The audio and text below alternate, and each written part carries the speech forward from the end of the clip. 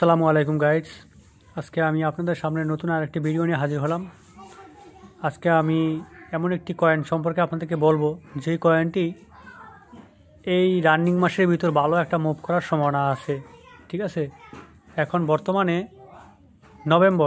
নভেম্বরের 10 তারিখ। ঠিক আছে, এই 1-2 মাসের ভিতরে কয়েনটা খুবই ভালো একটা পাম্প করবে। ঠিক আছে, এই কয়েনটা আপনারা স্পটে বাই করে হোল্ডিং রাখতে পারেন। যদি আপনারা ফিউচারে বাই করতে চান করতে পারেন, তবে রিস্ক একেবারে কম নেবেন। বর্তমানে মার্কেট এই কয়েনটা আছে 1890। ঠিক আছে, মানে 1890, 18.5 এরকমের ভিতর আছে। ঠিক আছে, কয়েনটার নাম হয়েছে STRK।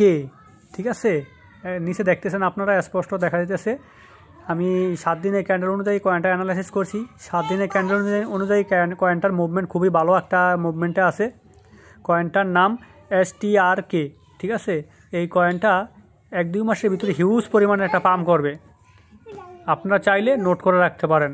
কয়েনটার নিচে খুবই ভালো সাপোর্ট আছে। যে কয়েনগুলো এরকম একটা পজিশনে থাকে কিংবা এরকম অ্যানালাইসিসগুলো শেয়ার করছি বিগত দিনে, সে কয়েনগুলো কখনও বেশি ডাউন হয় নাই, ঘুরে ফিরে ভালো একটা মুভ করছে। ঠিক আছে, ভালো একটা প্রফিট দিয়েছে সবাইকে। আমি আশা করি যদি আপনারা এই কয়েনটি বাই করে হোল্ডিং রাখতে পারেন 1-2 মাস, আশা করি খুব ভালো একটা প্রফিট করতে পারবেন। ঠিক আছে, মিনিমাম টার্গেট। ঠিক আছে, এখন যেহেতু 19 কিংবা 18.5 কাছে আছে মার্কেট, এখান থেকে ডাউন ফার্স্ট টার্গেট 0.61 পর্যন্ত যাইতে পারে।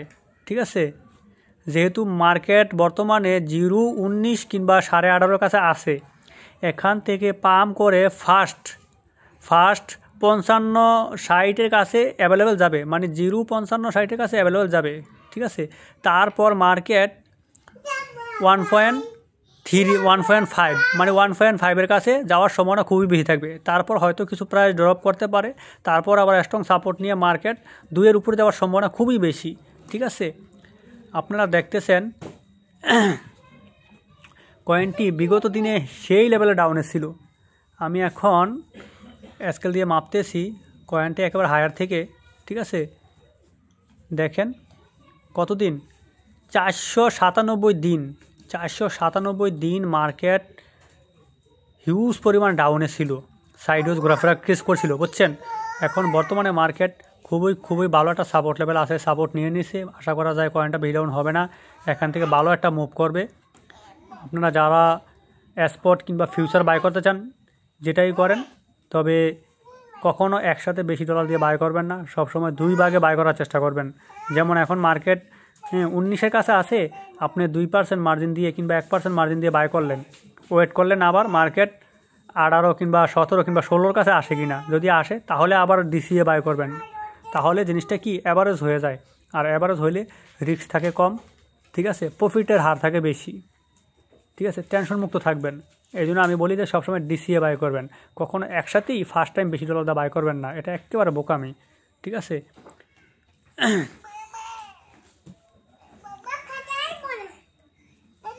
সো গাইডস, আপনারা দেখতেছেন যে কয়েনটা খুবই ভালো একটা পজিশনে আছে।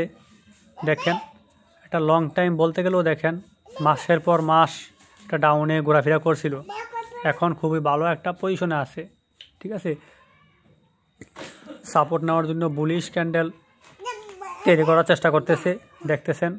আবার এখানে দেখছেন RSI সর্বোচ্চ ডাউন থেকে এটা ক্রস করবে। যখন এটা ক্রস করবে তখন মিনিমাম এটা 48, 50, 65 কাছে আসার সময় থাকবে।